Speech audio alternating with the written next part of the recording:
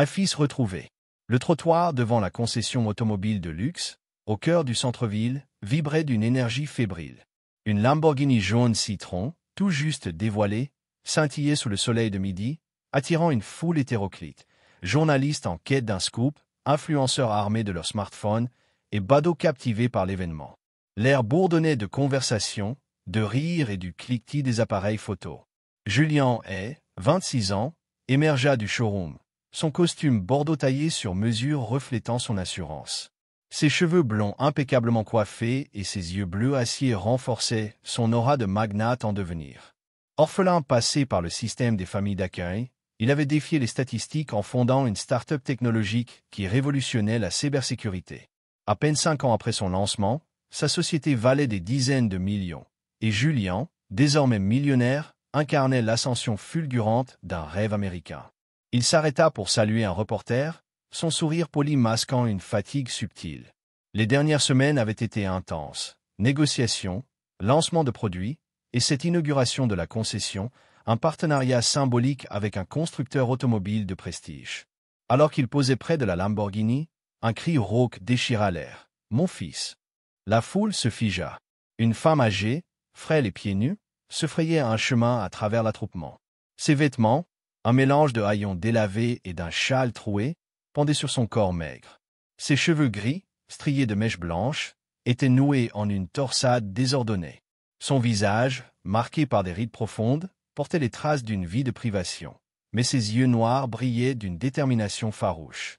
Elle trébucha, manquant de tomber, mais continua d'avancer, ignorant les murmures et les regards incrédules.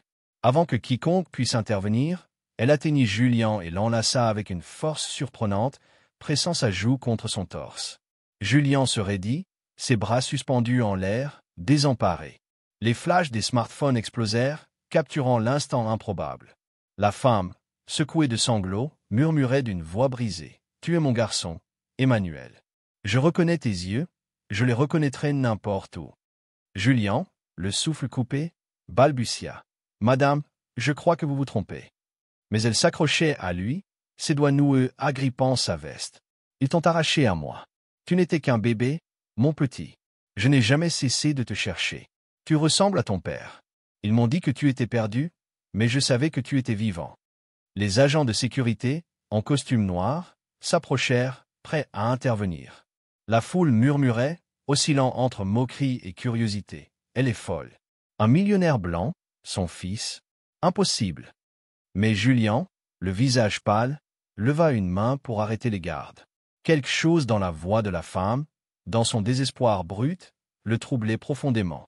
Il baissa les yeux vers elle, cherchant à comprendre. « Comment vous appelez-vous » demanda-t-il doucement. Elle renifla, s'essuyant le nez avec sa manche. « Clara. Clara Matthews. Et toi, tu es Emmanuel. Je t'ai donné le nom de mon grand-père. » Le nom frappa Julien comme un écho lointain.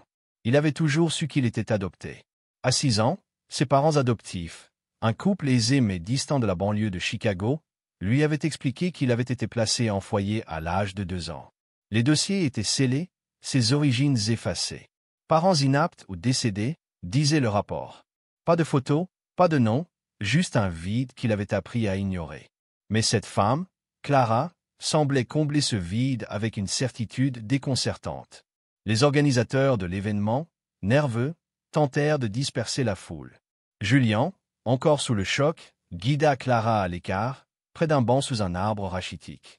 Elle s'assit, serrant ses mains tremblantes. « Ils t'ont pris à cause d'une mauvaise semaine, » murmura-t-elle. « J'avais plus d'argent pour le lait. J'ai laissé mon bébé 2 heures chez une voisine, et quelqu'un a appelé les services sociaux. Ils ont dit que j'étais inapte. » Ses yeux s'embuèrent. « J'ai tout perdu ce jour-là. » Julien ne parla pas. Son esprit tourbillonnait. Cette nuit-là, dans son pantoufle surplombant la ville, il ne trouva pas le sommeil. Les paroles de Clara tournaient en boucle dans sa tête. Son étreinte, son odeur de linge usé mêlée de sueur, son regard implorant. Et ce nom, Emmanuel. Il ouvrit son ordinateur et chercha son nom sur Internet. Quelques articles mentionnaient une Clara Matthews, une femme sans-abri connue des commerçants du quartier pour sa douceur et son insistance à distribuer des fleurs ramassées dans les parcs. Rien d'autre. Mais Julien ne pouvait ignorer la sensation qui le rongeait, Et si elle disait la vérité? Le lendemain matin, il retourna à la concession. Clara était là, adossée au mur de briques, ses maigres possessions entassées dans un sac plastique. Sur ses genoux reposaient une photo froissée et un médaillon terni, cassé en deux. En le voyant, elle se redressa, ses yeux s'illuminant d'un mélange d'espoir et de crainte. « Tu es revenu » murmura-t-elle. Julien s'assit à côté d'elle, ignorant les regards des passants. « Je veux comprendre. » Clara lui tendit la photo. L'image, presque effacée par le temps, montrait une jeune femme à la peau foncée, souriante, tenant un nourrisson emmailloté dans une couverture bleue. « C'était toi, » dit-elle, sa voix tremblante. « La dernière fois que je t'ai tenu, à l'hôpital. Tu avais 3 jours. » Elle caressa la photo du bout des doigts. « Ton père, James, était blanc, blond, comme toi. On s'est rencontrés quand je faisais le ménage dans un immeuble de bureaux. Il était gentil, au début, mais quand je suis tombée enceinte, il a disparu. J'ai dû t'élever seule, dans un studio minuscule. Je travaillais jour et nuit, serveuse le matin, ménage le soir. Mais je t'aimais, Emmanuel. Tu étais tout pour moi. » Elle s'interrompit, ravalant un sanglot. « Un jour, j'ai manqué de lait. J'ai demandé à une voisine de te garder 2 heures, le temps d'aller chercher de l'argent. Quelqu'un a appelé les services sociaux. Ils sont venus, t'ont pris, et m'ont dit que je n'étais pas une bonne mère. J'ai supplié, je me suis battue au tribunal, mais sans avocat, sans argent, ils ont gagné. Les dossiers ont été scellés. J'ai cherché pendant des années, mais tu avais disparu. Puis, il y a un mois, je t'ai vu aux informations, avec cette voiture. Tes yeux, ce sont ceux de James. » Julien fixait la photo, son cœur battant à tout rompre. « Mais je suis blanc, » dit-il, presque pour se convaincre. Clara hocha la tête. « Ton père l'était. Moi, je suis noir. Toi, tu es les deux. » Elle ouvrit le médaillon, révélant une mèche de cheveux blonds de bébé, soigneusement nouée. « C'est à toi. Je l'ai gardé depuis l'hôpital. » Julien sentit une boule dans sa gorge. Toute sa vie, il avait cru être un enfant non désiré, abandonné. Ses parents adoptifs, bien intentionnés mais froids, ne parlaient jamais de ses origines. À l'école, ses camarades se moquaient de ses cheveux blonds et de sa peau pâle, le traitant des « intrus » dans les quartiers où il grandissait. Il s'était construit seul, avec une détermination d'acier, mais ce vide intérieur ne l'avait jamais quitté. Et maintenant, cette femme, usée par la vie, affirmait être sa mère. « Voulez-vous faire un test ADN » demanda-t-il finalement. Clara acquiesça, ses yeux brillants. « Je ne veux ni argent ni gloire. Juste savoir si tu es mon Emmanuel. » Julien organisa le test dans un laboratoire privé, insistant sur un traitement accéléré. 2 jours plus tard, il entra dans une salle de consultation stérile, les mains moites. Sur la table reposaient 2 flacons, son échantillon et celui de Clara. Le généticien, un homme au visage impassible, lui tendit une feuille. Julien parcourut les lignes, son regard s'arrêtant sur le verdict. Probabilité de filiation, 99,9%. Son souffle se coupa. Le monde sembla vaciller. Clara, la femme que tous ignoraient, moquaient, rejetaient, était sa mère biologique. Cet après-midi-là, il la retrouva devant la concession, assise sur une couverture usée, comptant quelques pièces dans sa paume. Un gobelet en carton à ses côtés contenait une poignée de monnaie. Lorsqu'il s'agenouilla près d'elle, elle sursauta, ses yeux cherchant les siens. Julien lui tendit le papier plié. « Je sais maintenant. Vous êtes ma mère. » Les larmes de Clara jaillirent instantanément. « Et je suis ton fils » murmura-t-il.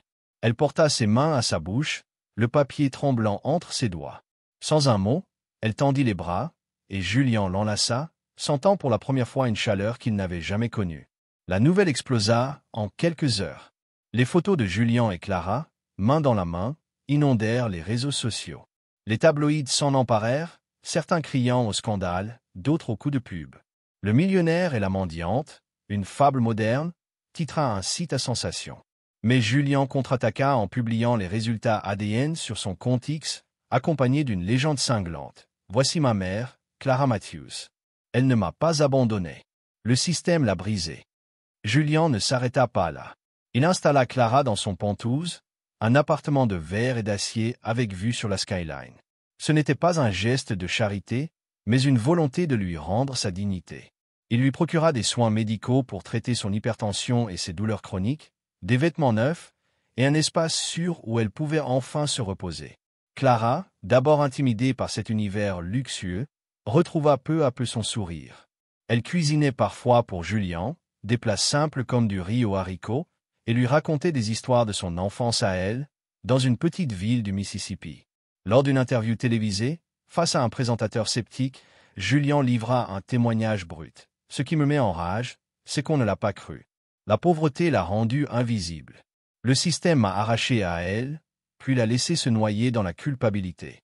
J'ai grandi en pensant que personne ne m'avait voulu, alors que ma mère, la personne qui m'aimait le plus, dormait dans la rue à quelques kilomètres de moi.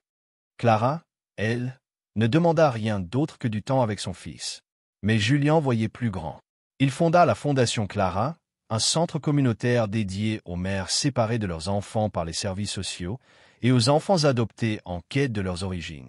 Le bâtiment, inauguré 6 mois plus tard, accueillait des avocats pro bono, des thérapeutes et des archivistes pour rouvrir des dossiers scellés. Dans le hall, une photo encadrée montrait Clara, les yeux fermés, serrant Julian lors de leur retrouvailles. En dessous, une citation de Julian. « Tous les anges ne portent pas de blanc. Certains ont les yeux fatigués, les vêtements déchirés et des décennies de douleur. » Clara continua d'appeler Julian Emmanuel. Il ne lui demanda jamais d'arrêter. Ce nom, qu'il avait ignoré toute sa vie, devint un pont vers un passé qu'il apprenait à embrasser. Il n'était plus seulement Julian le prodige de la tech. Il était Emmanuel, le fils d'une femme qui avait tout perdu, mais jamais l'espoir de le retrouver. Si vous avez aimé cette histoire, n'oubliez pas de mettre un j'aime et de vous abonner pour découvrir d'autres histoires émouvantes, dramatiques et inattendues. Dites-le nous dans les commentaires. D'où vous nous regardez? Nous adorons avoir de vos nouvelles. À bientôt, restez sympa, restez curieux et continuez à regarder.